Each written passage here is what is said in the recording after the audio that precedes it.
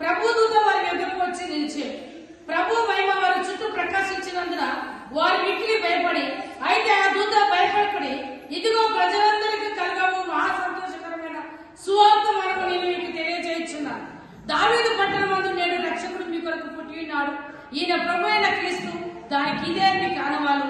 ఒక శిశువు పొత్తిగుడ్డలతో చుట్టబడి ఒక తొట్టిలో పడుకొని ఉండటం మీరు చూసేదారని వారితో చెప్పాడు. వెంటనే పరలోక సైన్య సమూహం ఆ దూతలతో కూడి ఉన్న సర్వోన్నతమైన స్థలములో దేవునికి మహిమయం, ఆయనకి ఇష్టమైన మనుషులకు భూమి మీద సమాధానము కలుగునుగా కానీ దేవుడికి స్తోత్రము చెయ్యచుండెను. దేవుడు పరిశుద్ధ మాటలు దీవించునుగాక. ప్రార్థన చేసుకుందాం. సర్వోన్నతమైన స్థలములలో దేవునికి మహిమ, రాజానికి స్తోత్రం. ఈ దినమున తండ్రి మీ జన్మదినం జరుపుకున్నటకు నా ప్రభ, ఈ రోజు క్రిస్మస్ పండుగ జరుపుకోవడానికి కృప చూపినందుకు వందనాలు.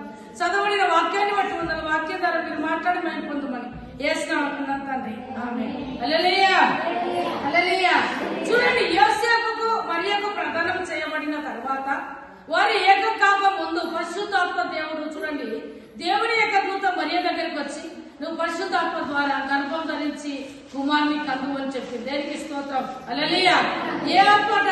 పరిశుద్ధాత్మ ద్వారా కుమార్ని కద్దు అని దేవుని యొక్క దూత మరియతో మాట్లాడింది. అయితే యోసేపు ప్రదానం చేయబడింది, కానీ మేము ఏకం కాకముందే గర్భవతి అయినట్టయితే లోకులు గాని ప్రజలు గాని ఏమనుకుంటారు, నిందల పాలవుతారు అనుకుని రహస్యంగా ఆవిడ విడనాడ ఉద్దేశించారు. దానికి స్తోత్రం. హల్లెలూయా.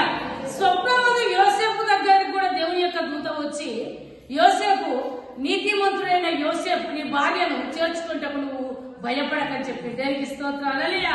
ఆమె పరిశుద్ధాత్మ ద్వారా మాత్రమే గర్భవతి కుమార్ని కన్నా దేనికి స్తోత్రం. హల్లెలూయా. లోకంలో అనేకం ఉన్నాయి, కానీ ఈ దేవుడు ఒక్కడే పుట్టిండు, మరలా చనిపోయిండు, తిరిగి లేచిండు. ఎవరు కూడా ఇంతవరకు చనిపోయి తిరిగి లేచిన వారు ఏ ఒక్క దేవుడు లేడు. దేనికి స్తోత్రం. హల్లెలూయా. అందుకే ఆయన లోక రక్షకుడైంది. దేనికి స్తోత్రం. హల్లెలూయా.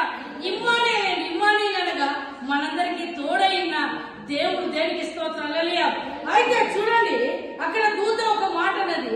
ఆ దేశంలో చూడండి, యేసు ప్రభు జన్మించిన తర్వాత బంగారం ఇవ్వచ్చు. ఎందుకంటే ఆయన దావీదు వంశం నుండి వచ్చింది కాబట్టి రాజవంశం నుండి వచ్చింది. దేనికి స్తోత్రం. హల్లెలూయా. దావీదు రాజే కదా, రాజవంశం నుండి వచ్చి, అందుకే దావీదు కుమారుడు అన్నారు. దేనికి స్తోత్రం. హల్లెలూయా.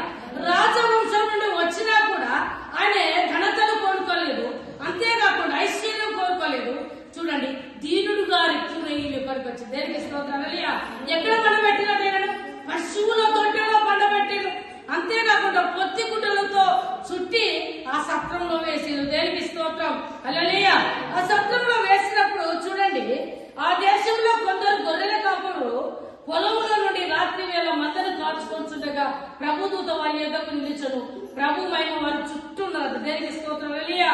వారి చుట్టూ గొప్ప వెలుగు కలిగింది, గొప్ప ప్రకాశవంతమైన గొల్లల చుట్టూ. దేనికి స్తోత్రం. హల్లెలూయా.